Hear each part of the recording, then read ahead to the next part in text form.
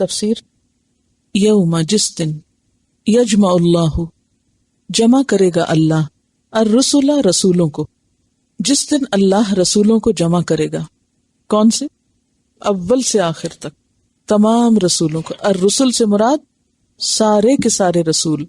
فیقول، تو کہے گا، پوچھے گا، ماذا اجبتم، کیا جواب دیے گئے تھے تم، یعنی لوگوں نے تمہیں جن کی طرف تم مبعوث کیے گئے، بھیجے گئے، انہوں نے تمہاری بات کا کیا جواب دیا؟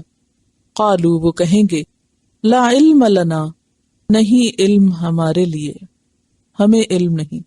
انکا، بے شک تو، انت تو ہی، علام الغیوب، خوب جاننے والا ہے غیبوں کا.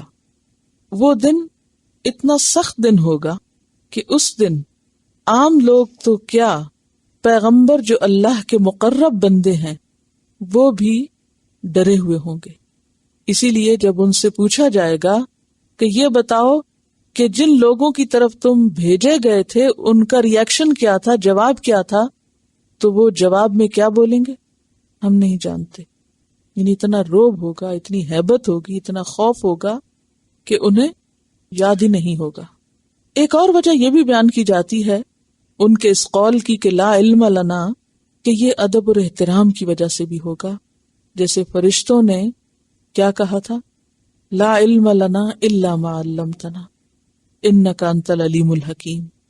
اور یہاں کیا کہتے ہیں، لا علم لنا انک انت علام الغیوب. کیوں؟ ہمیں نہیں پتا، آپ کو پتا ہے، آپ سب کچھ جانتے ہیں. اس لیے کہ پیغمبر تو صرف لوگوں کے ظاہر کا حال جانتے ہیں نا، دل کا حال تو نہیں جانتے. لوگوں کی منافقت تو انہیں نہیں پتا ہوتی. اب اگر کوئی پیغمبر یہ بتائے کہ اتنے لوگوں نے مانا تھا اور اتنوں نے نہیں مانا تھا، تو وہ کس بنیاد پر بتائیں گے؟ ظاہر پر. لوگوں کے دلوں کا حال تو پیغمبر کو نہیں پتا. تو ایسا علم جو مکمل نہ ہو، جو جواب پورا نہ آتا ہو، تو اس موقع پر کیا کرنا چاہیے؟ لا علم لنا.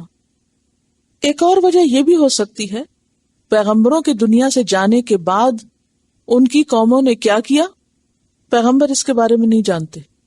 اس کے لیے وہ واضح حدیث آتی ہے جس میں آپ صلی اللہ علیہ وسلم قیامت کے دن حوض کوثر پر ہوں گے اور لوگ آپ کے پاس پیاسے آئیں گے، آپ کی امت کے لوگ، اور آپ ان کو اپنے ہاتھ سے آب کوثر پلائیں گے، اور اس کے بعد پھر کوئی پیاسا نہ رہے گا.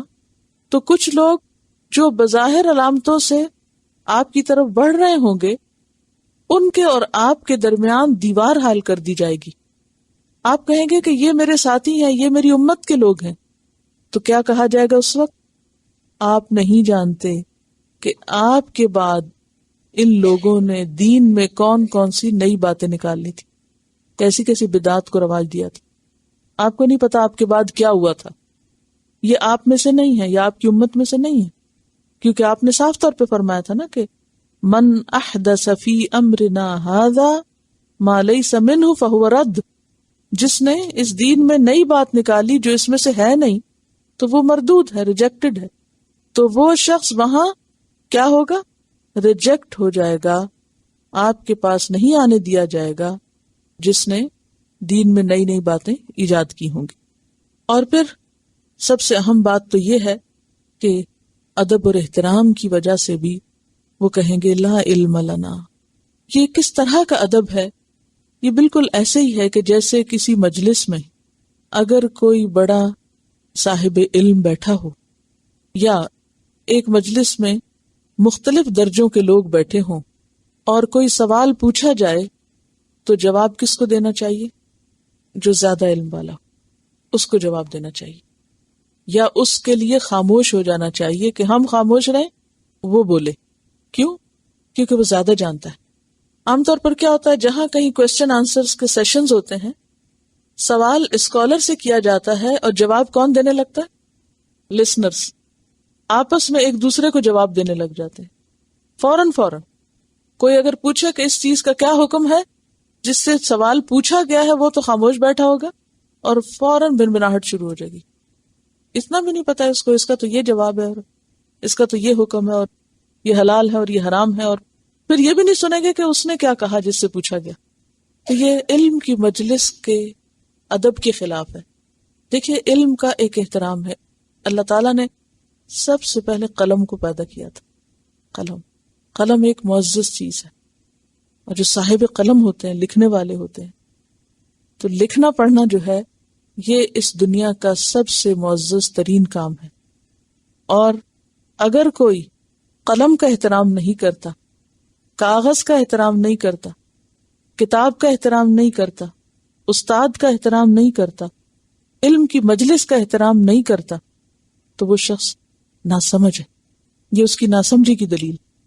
تو یہاں پر وہ کیوں جواب نہیں دے رہے؟ فرشتوں کا بھی آپ نے یہی طرز عمل دیکھا، پیغمبروں کا بھی آپ نے یہی طرز عمل دیکھا. حالانکہ پیغمبر خود کتنے بڑے مرتبے پر ہیں، لیکن اتنے بڑے مرتبے پر ہونے کے باوجود بھی وہ کیا کہتے ہیں؟ لا علم لنا انک انت علام الغیوب. ہمیں تو نہیں پتا، آپ سب سے زیادہ جانتے ہیں، آپ کو خود ہی معلوم ہے، ہمیں معلوم نہیں. حالانکہ کچھ تو انہیں معلوم ہی تھا یا نہیں؟ کچھ تو معلوم ہی تھا، لیکن اس کے باوجود بھی انہوں نے خاموشی اختیار کی. ایک تو ہیبت کا دن، حشر کا دن، اور دوسرے چونکہ مکمل علم نہیں، تو جب تک مکمل علم نہ ہو کسی چیز کا تو زبان نہیں کھولنی چاہیے. یقینی علم نہ ہو تو فوراً فتوے نہیں دینے چاہیے، کیونکہ بعض لوگ ادھر ادھر سے چند باتیں پڑھ لیتے پھر ہر معاملے میں اپنی رائے دینا شروع کر دیتے ہیں. یہ بھی خطرناک طریقہ ہے. اور جہاں تک قیامت کے دن کے سوال جواب کا تعلق ہے تو سورۃ الاعراف آیت 6 میں آتا ہے فَلَنَسْأَلَنَّ الَّذِينَ أُرْسِلَ إِلَيْهِمْ وَلَنَسْأَلَنَّ الْمُرْسَلِينَ. ہم ضرور پوچھیں گے، یعنی یہ سوال جواب تو ضرور ہوگا. کن سے؟ ان لوگوں سے بھی جن کی طرف رسول بھیجے گئے، اور ہم رسولوں سے بھی ضرور پوچھیں گے. وہ یوم الحساب ہے نا، اس لیے سب سے سوال ہوں گے. سورۃ الحجر آیت 92 اور 93 میں آتا ہے فَوَرَبِّكَ لَنَسْأَلَنَّهُمْ أَجْمَعِينَ عَمَّا كَانُوا يَعْمَلُونَ. بس قسم ہے تیرے رب کی، ہم ان سب سے ضرور پوچھیں گے، سب سے ضرور سوال کریں گے. کس چیز کے بارے میں؟ عَمَّا كَانُوا يَعْمَلُونَ. یہ دنیا میں کیا کرتے رہے، ان کے اعمال کا حساب ہوگا. اب یہاں پر رسولوں سے پوچھا گیا کہ تمہیں کیا جواب ملا، لوگوں سے نہیں پوچھا گیا. کیوں؟ ایک تو پیغمبر گواہ ہیں، دوسری بات یہ ہے کہ یہ قوموں سے اللہ کی ناراضگی کی علامت بھی. جیسے زندہ درگور کی ہوئی لڑکی سے پوچھا جائے گا کہ اس کو زندہ کیوں دفن کیا گیا، کرنے والے سے نہیں پوچھا جائے گا. یعنی اللہ تعالی اتنا ناراض ہوگا کچھ لوگوں سے کہ ان سے کلام بھی نہیں کرے گا. پیچھے آپ پڑھ چکے نا، قرآن پاک میں ہی آتا ہے لا یکلمہم اللہ ولا یزکیہم. اللہ ان سے کلام نہیں کرے گا، ان کو پاک نہیں کرے گا. اور کون کون ایسے لوگ ہیں؟ حدیث سے بھی پتہ چلتا ہے، احسان کر کے جتانے والا. لا تبطلوا صدقاتکم بالمن والاذی. احسان جتانا اور اذیت دینا، اور جھوٹی قسم کھا کے مال بیچنے والا اور اپنا آزار لٹکانے والا. تو بہرحال کیونکہ اللہ تعالیٰ ان قوموں پر غضبناک ہوگا تو ان سے بات نہیں کرے گا، تو ان کے رسولوں سے پوچھے گا کہ ان کو کیا جواب ملا تھا، انہوں نے کیا کہا تھا، تمہاری بات مانی تھی یا نہیں مانی تھی. اور اس موقع پر تمام انسان موجود ہوں گے، پیغمبروں کے ساتھ ان کی امتیں بھی ہوں گی جب یہ سوال جواب ہوگا. اب یہ نہیں پتہ چلتا کہ یہ یوم القیامت کے پہلے حصے میں ہوگا، درمیانی میں ہوگا، آخر میں ہوگا. یہاں صرف کیا کہا گا؟ یوم، جس دن. تفصیل نہیں بتائی گئی. اتنا ہمارا ایمان ہے کہ اس دن ہوگا. روز قیامت کیا ہوگا اس میں سے ایک کام یہ بھی ہوگا، لیکن کب ہوگا، کس حصے میں، یہ نہیں یہاں سے پتہ چلتا.